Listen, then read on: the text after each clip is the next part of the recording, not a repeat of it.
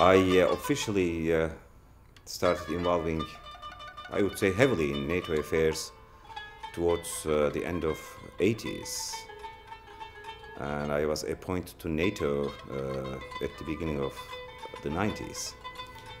And every single time I entered the main gate of NATO, I looked at the mosaic panel prepared by one of the best artists of Turkey, Bedri Rahmi.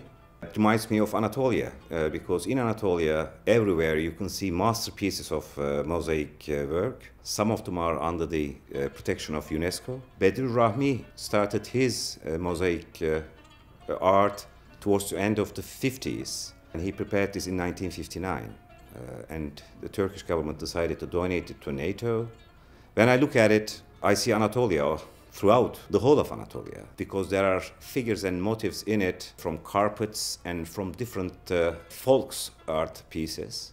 The artist remained extremely preoccupied, particularly with the folk arts. And there you can see the traces coming from even ancient times. So when we look at the mosaic towards the right side, you can see one of the symbols or motifs used frequently in Anatolian folk culture. That's the evil eye, for instance. There you can see it. And then these figures and motifs used in Turkish carpets and rugs, and kilims, by the way, that we inherited from Central Asian background. Again, they are all reflected throughout the panel. And it looks very familiar to a Turk, by the way. When you look at it, you can see different motifs from different walks of the folk arts in Turkey, particularly the designs transposed in that panel from the carpets and kilims of Turkey.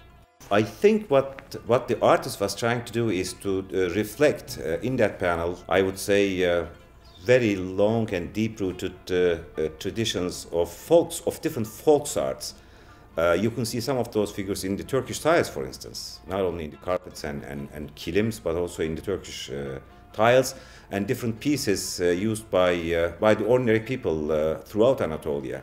So it's a synthesis between the mosaic tradition in Anatolia with those pieces, figures and motifs coming from the different folks arts pieces.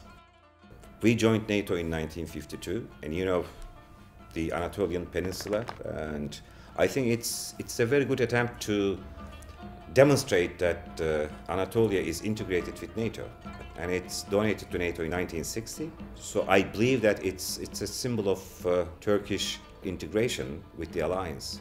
That's what it symbolizes, reflecting the Turkish culture, the different Anatolian civilizations being integrated with the Western world.